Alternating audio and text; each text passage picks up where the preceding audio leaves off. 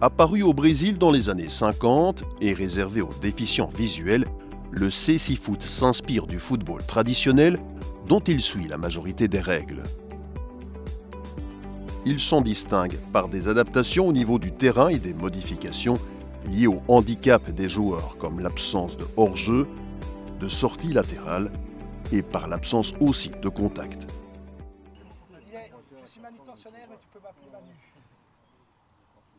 Le cécifoot de Charleroi a été fondé par Jean-Michel Bertinchamp. En fait, quand j'ai découvert le cécifoot, j'étais en train de suivre un cursus, un bachelier en éducateur spécialisé en accompagnement psycho-éducatif ici à côté à la Haute École de Hainaut Condorcet IPSMA. Et je pense que c'était en deuxième année ou en troisième année qu'un de mes professeurs d'éducation physique, M. Henrault, m'a parlé d'un handisport qui s'appelait le cécifoot. Il m'a demandé si je connaissais ce handisport. J'ai dit absolument pas. Et il m'a demandé, il y a un club à Anderlecht, est-ce que ça t'intéresserait d'aller une fois voir un entraînement et peut-être d'essayer. Et je dis, écoute, pourquoi pas. J'ai été faire un test dans cette équipe d'Anderlecht et j'ai directement accroché. J'ai trouvé ça vraiment fantastique de pouvoir jouer au football comme quand j'étais gamin dans mon jardin ou dans un club valide. Et donc, on a décidé de lancer un club en partenariat avec Anderlecht sur Charleroi. À droite, voilà, avance, voilà, bien. C'est bon. Rapidement accompagné d'autres passionnés et encadré par de généreux bénévoles, le club de Charleroi se constitue en ASBL et voit officiellement le jour en 2013. Et donc là, nous avons commencé avec des petits matchs amicaux contre l'équipe d'Anderlecht. Ensuite, nous avons eu un partenariat avec l'UNADEV en France, qui est une grosse association pour les non-voyants. On a commencé à faire des petits matchs contre les équipes UNADEV. Donc, il y avait une équipe à Lille, à Marseille, à Toulouse, à Bordeaux.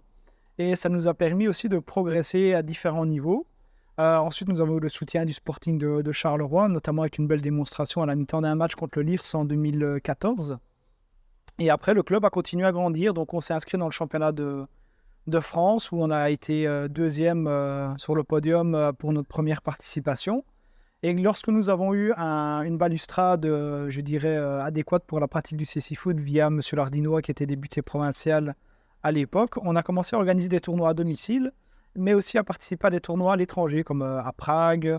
Nous sommes allés aussi à Thessalonique, nous sommes allés à San Remo, à Hambourg aussi. Donc voilà, on a fait quand même pas mal de tournois au fur et à mesure des années. Et donc là, mon père a rejoint l'aventure. Vous allez contourner à l'un, vous revenez, vous faites ça, et vous donnez le ballon en main au suivant. Ok ? Allez, bonne course ici. Le fait que je sois dans le monde du football depuis un certain temps, et enseignant également, j'ai connu donc un petit peu des enfants aussi de tout âge, de 3 ans jusqu'à 18-20 ans, des sportifs de plus âgés également, professionnels. Ça m'a donné quand même un certain bagage, je dirais, au niveau psychologique, au niveau de la gestion de groupe, au niveau préparation des entraînements.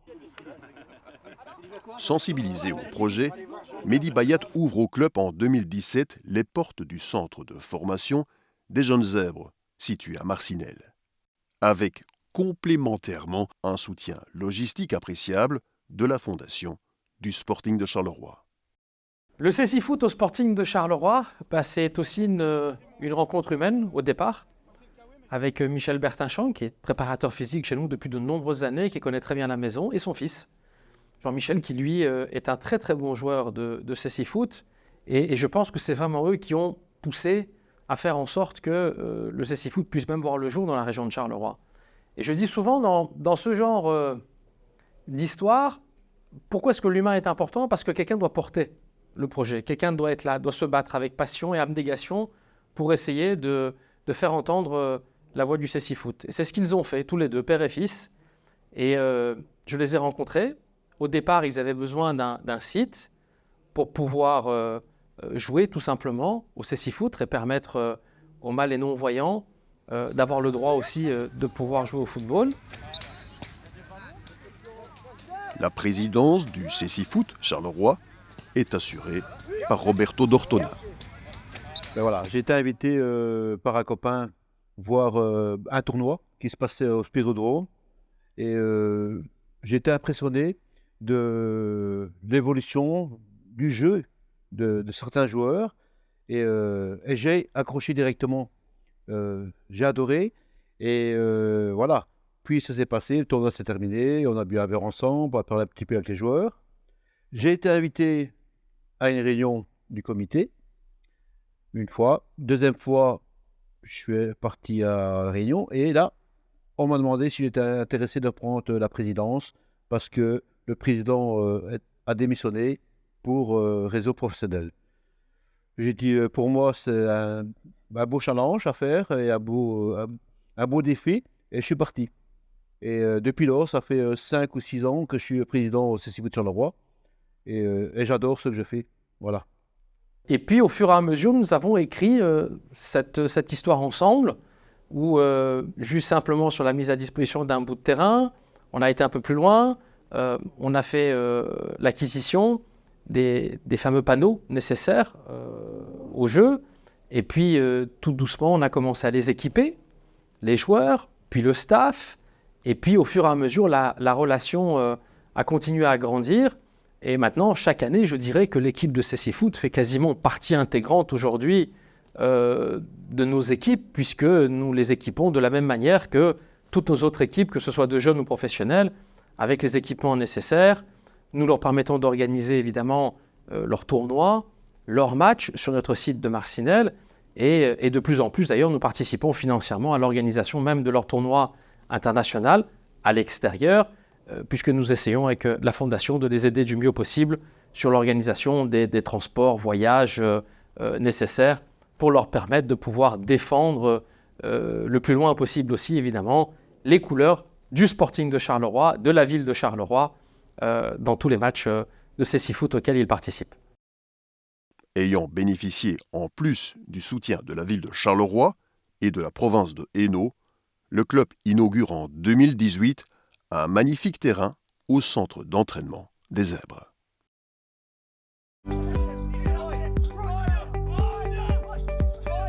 Le CSI Foot se joue en extérieur sur un terrain de 40 mètres de long sur 20 mètres de large. Ce terrain est fermé par des barrières latérales. La rencontre se joue en 2 périodes de 20 minutes.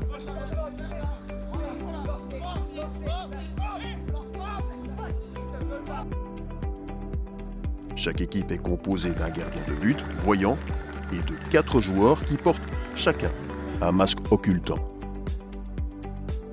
Donc le masque, en fait, il permet de mettre tout le monde sur le même pied d'égalité, puisqu'il y a des joueurs à qui il reste un résidu visuel, donc la possibilité de voir le ballon à 1 mètre d'eux ou des silhouettes, des formes, des contrastes, et d'autres joueurs qui ne voient plus du tout. Donc l'idée, c'était de pouvoir mettre tout le monde sur le même pied d'égalité pour que chacun puisse avoir les mêmes chances de s'épanouir et de réaliser de belles choses sur le terrain.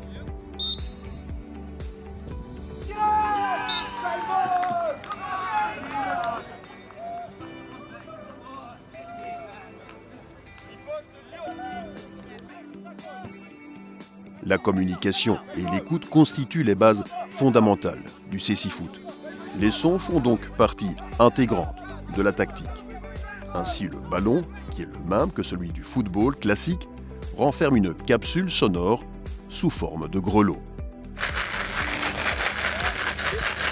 Ce prototype permettait au ballon de toujours être audible au fur et à mesure du temps quand il roulait sur le sol. Et pour les joueurs, c'était aussi plus valorisant d'avoir un vrai ballon pour la discipline. Donc c'est vraiment quelque chose qui est bien, puisque voilà, nos yeux sont remplacés par nos oreilles. Et c'est vraiment exceptionnel de pouvoir jouer avec un outil pareil. Après, évidemment, j'espère que dans le futur, il y aura des améliorations, puisque par exemple, aujourd'hui, il pleut. Et quand le sol est mouillé ou qu'il pleut, le ballon, on l'entend un peu moins bien. Donc si un jour, on arrive à avoir un prototype qui fait du bruit continuellement, ou comme, je dirais, via un système électronique, ça pourrait être encore plus spectaculaire qu'actuellement.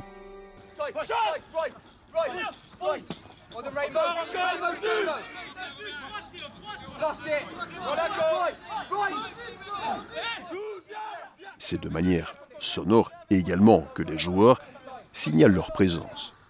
Puisque les joueurs ne se voyant pas doivent se signaler à l'aide du mot voy, qui veut dire j'y vais en espagnol. Donc tout joueur qui n'a pas le ballon doit se signaler en répétant voy, voy, sauf le porteur du ballon.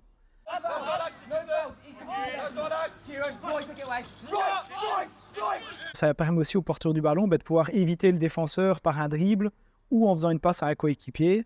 Et ça permet d'éviter les collisions, puisque les joueurs ne se voient pas. Mais s'ils ne se signalent pas et qu'ils se télescopent, ça peut être dangereux aussi.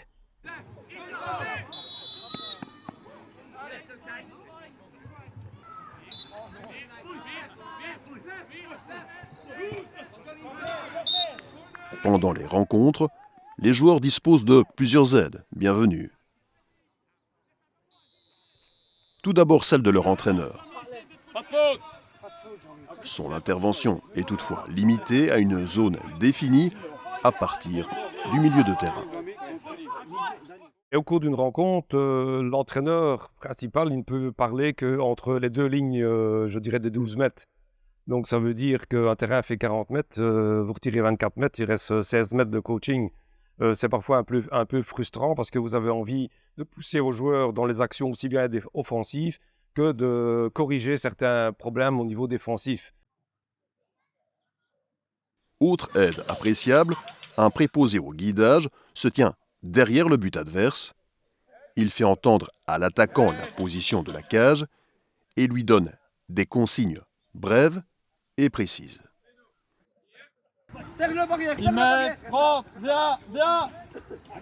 Viens, Franck. Encore. Viens, Franck.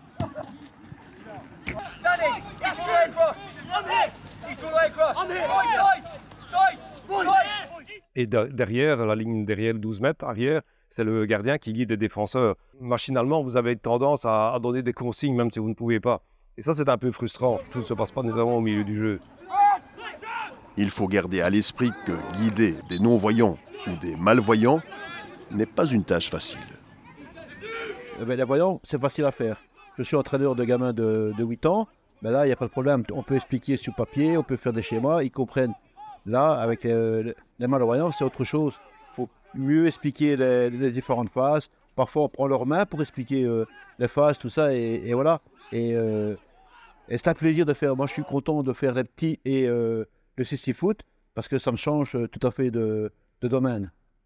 La seule difficulté, c'est qu'il faut adapter et trouver les moyens pour adapter.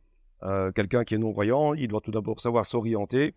Il n'est pas autonome, donc il faut donc le guider par des consignes spécifiques. Il faut également faire attention qu'il ne se blesse pas. Donc, on a trouvé un système de protection du visage avec un masque qui coûte beaucoup d'argent, justement, pour éviter qu'il ne se protège et décourager à venir au CC-foot. Et alors, bon, il y a la gestion du collectif de non-voyants. Un joueur tout seul, vous savez encore le guider, mais un collectif, quand vous faites de la tactique, vous devez avoir des encadrants avec vous. Et parfois, les encadrants, même chez nous, ils trouvent qu'ils n'ont pas grand-chose à faire et ils font peut-être le rôle d'un cône, comme on mettrait un cône avec des voyants sur le terrain. Mais si on ne les a pas, on ne sait pas faire travailler ces joueurs-là au maximum des possibilités. Ce sont là des bénévoles, parmi d'autres, bénévoles qui s'avèrent très précieux pour le fonctionnement de leur club. Je remercie tous les bénévoles qui viennent nous aider, que ce soit un souper, un tournoi, parce que sans eux, nous ne sommes rien. Parce que déjà, s'occuper de l'équipe et ce qui tourne autour, on a déjà beaucoup de boulot. Grâce aux bénévoles, on peut avancer. Le CC-foot est une des variantes en réalité du football. Je le dis très souvent, le football est probablement le sport le plus populaire au monde. Depuis sa création, il a connu différentes variantes qui l'ont permis en fait de s'adapter aux besoins et à la réalité de notre société. Peut-être que les précurseurs, ceux qui ont créé le football il y a de cela déjà quelques longues années, se tourneraient dans leur tombe en se disant « Mon Dieu, des femmes jouent au football aujourd'hui ». Mais ça, c'est la réalité de notre société. À ce sujet, le CC-foot Charleroi a accueilli sa première joueuse. Au niveau de la fondation du Sporting de Charleroi, c'est un des projets qui nous tient le plus à cœur parce qu'on le voit évoluer, on le voit grandir. Lorsqu'on a eu la possibilité d'assister, d'organiser des tournois internationaux à Charleroi et de voir différentes équipes qui viennent d'un peu partout en Europe jouer et se battre pour le droit, tout simplement, de jouer aussi leur sport favori. c'est là où vraiment le terme de passion prend tout son sens. Poursuivant sa progression, le club fonde en 2022 la Ligue européenne de cécifoot, compétition qu'il remporte en 2022-2023, marquant ainsi brillamment son 10e anniversaire.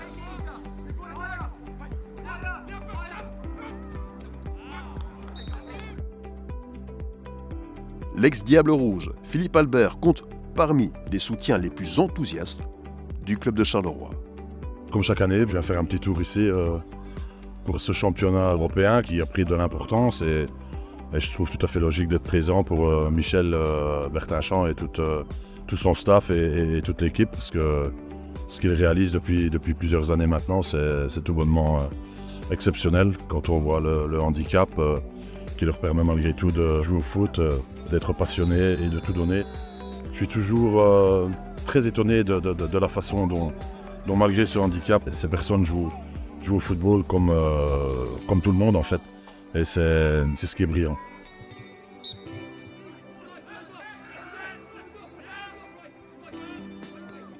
Pour moi, le cécifoot, c'est vraiment un sentiment de liberté. Le fait de pouvoir être sur un terrain sans avoir une canne blanche, un chien guide ou un accompagnant qu'on doit tenir pour se déplacer, comme on le ferait dans la rue ou lorsqu'on prend des transports en commun ou dans un lieu inconnu, soit. Le cécifoot, ça permet d'avoir totalement une autonomie sur le terrain, d'être capable de faire des dribbles, des passes les yeux fermés, de se trouver, de faire des gestes techniques que les professionnels réalisent aussi dans leur métier de tous les jours. Le fait de marquer des buts à des gardiens qui sont voyants, je trouve ça quand même extraordinaire aussi. Et c'est aussi un des seuls handisports et un des seuls sports paralympiques qui mixe, valide des personnes en situation de handicap. Et ce qui est beau aussi dans ce sport, c'est que si on devait filmer uniquement les pieds des joueurs avec le ballon, on ne pourrait pas se dire que c'est une personne en situation de handicap qu'on filme. Donc c'est ça que je trouve vraiment incroyable. Et après, c'est aussi le fait de pouvoir rencontrer des personnes avec un handicap visuel qui ont un vécu différent et de pouvoir s'enrichir les uns les autres par le vécu intrinsèque de chacun. Et après, de pouvoir lancer des projets inédits et uniques comme on a fait la Ligue européenne et de partager ces moments avec des coéquipiers formidables qu'on peut avoir, même des encadrants qui donnent beaucoup de leur temps, de leur bonne volonté au cécifoot. Et c'est pour ça qu'on essaye de faire perdurer notre projet. Ok, ils sont à 1 mètre. Pardon ? Ils sont à 1 mètre de la ligne. Ils sortent. Non, stop. On the right. Right, stop. On est un peu le parent pauvre du handisport, du handicap visuel en Belgique, parce qu'on est quand même en pénurie de joueurs. Et donc j'espère qu'on pourra donner l'envie à pas mal de déficients visuels de sortir de leur quotidien, de leur cocon et de se dire je peux pratiquer un sport collectif en toute sécurité, un sport qui est vraiment valorisant et épanouissant, et dans un contexte, je dirais, familial, mais quand même avec une envie de se surpasser en gagnant des matchs ou en remportant des titres.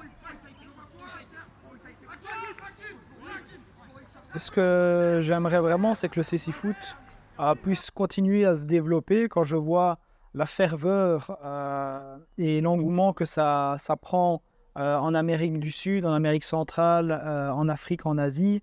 L'Europe, on est un peu en retard aujourd'hui par rapport aux autres continents. Le cécifoot est encore fort méconnu pour moi.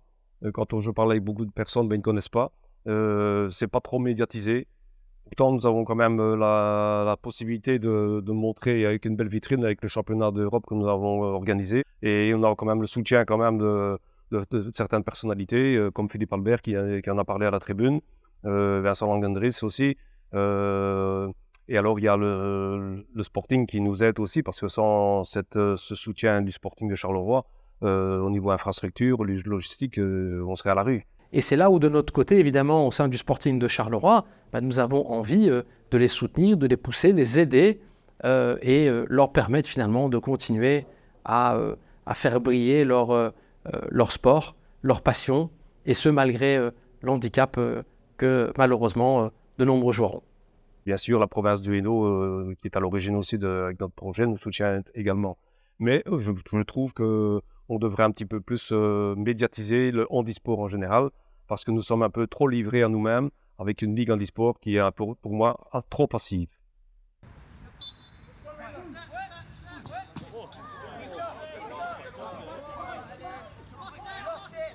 Les bienfaits que retirent les joueurs qui pratiquent le cécifoot sont divers. C'est retrouver un peu pour ces personnes-là un peu de sens, pour leur donner un peu de sens dans leur vie, par une activité, je dirais, sportive, donc qui peuvent leur amener également un plus au niveau de leurs conditions physiques, au niveau social, avec, comment dirais-je, les compagnons, soit non-voyants ou voyants, mais aussi avec les encadrants voyants. Donc c'est un mélange de ces personnes-là. Et alors surtout aussi, c'est la valorisation grâce au progrès qu'ils font et également au niveau technique, tactique et niveau sportif qu'ils peuvent atteindre. Le fait que l'on permette aussi à des personnes qui à un moment donné ont un handicap, qu'ils puissent également jouer au football, est, je trouve, une des plus belles variantes que nous avons créées aujourd'hui du football. Parce que, comme je le dis très souvent, le football appartient à tout le monde. Et le cécifoot est vraiment une image exceptionnelle qui permet, encore une fois grâce à des personnes qui se sont battues, de pousser et de faire en sorte que des personnes mâles ou non-voyantes puissent, à travers quelques petites adaptations faites pour répondre à leurs besoins et à leurs demandes, jouer au football. Ça reste un sport physique, un sport où il faut évidemment développer des sens qui sont peut-être moins développés chez les joueurs de foot professionnels, mais qui leur permet évidemment de jouer des matchs aussi importants.